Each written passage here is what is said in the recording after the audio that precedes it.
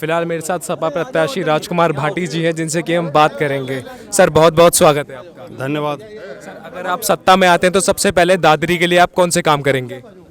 दादरी विधानसभा क्षेत्र में, क्योंकि इसमें ग्रेटर नोएडा भी आता है और एनटीपीसी भी आती है, यहाँ सबसे बड़ा मुद्दा है शिक्षा और रोजगार। यहाँ के नौजवानों को जो यहाँ कंपनी लगती है उनमें जॉब नहीं दी जाती, जो यहाँ स्कूल कॉलेज है उनमें एडमिशन नहीं दिए जाते। और बीजेपी के शासन में तो ये हद हो गई है कि बोर्ड लगा दिए गए कंपनियों पे कि 200 किलोमीटर दूर तक का आदमी नहीं भर्ती होगा। अगर 200 किलोमीटर तक का भर्ती नहीं होगा तो जिनकी ज़मीनों पे फैक्ट्री लगी हैं वो लोग क्या करेंगे? वो या तो भीख मांगेंगे या लूट करेंगे। तो हम सबसे बड़ा मुद्दा ये है, किसानों का 64% मुआवजा अटका हुआ है, 10% आबादी के प्लॉट लटके हुए हैं, और जो आबादियाँ छोड़ी गई थी उनकी लीज बैक रुकी हुई है। इन मुद्दों को हल कराएंगे। इसके अलावा जो अनियमित कॉलोनियाँ हैं, फ्री होल्ड कॉलोनियाँ, उनका नियमितीकरण कराएंगे। बाकी जो हमारे यहाँ ग्रेटर नोएडा वेस्ट में बहुत सारे फ्लैट बायर्स ऐसे हैं जिन्हें पूरा पैसा देने के बाद भी जिनकी रजिस्ट्री नहीं हुई है, मेरा वादा है कि 120 दिन के अंदर जिनकी भी रजिस्ट्री रुकी हुई है सबकी रजिस्ट्री कराएंगे। और जो वहाँ एक मेंटेनेंस चार्ज के नाम पर, बिजली कनेक्शन के नाम पर लूट की जाती है, उस लूट को रुकवाएंगे। स्कूलों की फ़ीस नियंत्रित करेंगे। नए सरकारी अस्पताल, सरकारी स्कूल बनवाएंगे। ये हमारा एजेंडा है। सर जो तेजपाल नागर हैं उनके बारे में आप क्या कहना चाहेंगे? उन्होंने विकास करवाया यहाँ पर या नहीं करवाया? वो बहुत अच्छे आदमी हैं, पढ़े लिखे आदमी हैं, अध्यापक हैं, लेकिन विकास के नाम पर जीरो हैं। उन्होंने कोई काम नहीं किया। इंसान के नाम पर वो बहुत अच्छे हैं, विधायक के नाम पर वो बिल्कुल फेल हैं।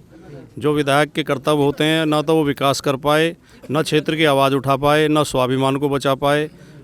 पूरे समाज का उन्होंने कलंकित करा दिया, अपमानित करा दिया, और वो कोई लड़ाई लड़ नहीं पाते हैं, इसलिए वो अक्षम है। और जनता इसीलिए उनसे नाराज़ है। पूरा क्षेत्र एकजुट होकर उनको विरोध कर रहा है और समाजवादी पार्टी का समर्थन कर रहा है। सर सपा परिवार की जो सबसे छोटी बहू हैं वो अभी बीजेपी में ज्वाइन हो गई हैं, तो क्या लगता है इस पर चुनाव पर कुछ असर पड़ेगा?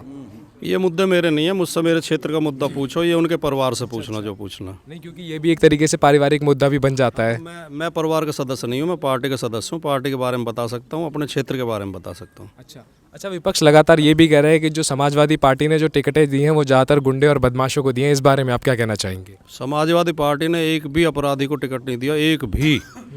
भारतीय जनता पार्टी के मौजूदा समय में 123 विधायक क्रिमिनल थे जिनके खिलाफ मुकदमे थे। मुख्यमंत्री के खिलाफ खुद 12 मुकदमे थे, लूट का, अपहरण का, हत्या के प्रयास का, दंगा का, आगजनी का।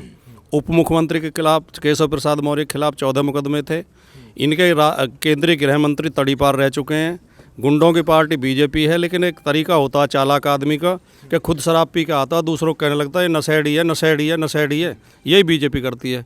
गुंडे वो खुद हैं, आरोप दूसरों पर लगाते हैं। सर मेरा आखिरी सवाल आपसे ये है कि अभी भी अखिलेश यादव ने कहा था कि 300 यूनिट बिजली फ्री देंगे, लेकिन उत्तर प्रदेश का जो बिजली विभाग है वो 90,000 करोड़ के घाटे में चल रहा है, तो किस तरीके से बिजली फ्री होगी?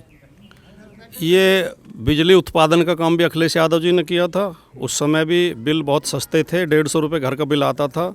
योगी जी ने 1 यूनिट बिजली पैदा नहीं की और बिल ले गए 1,000 रुपये तक। 5 गुने 6 गुने बिल इन्होंने बढ़ा दिए।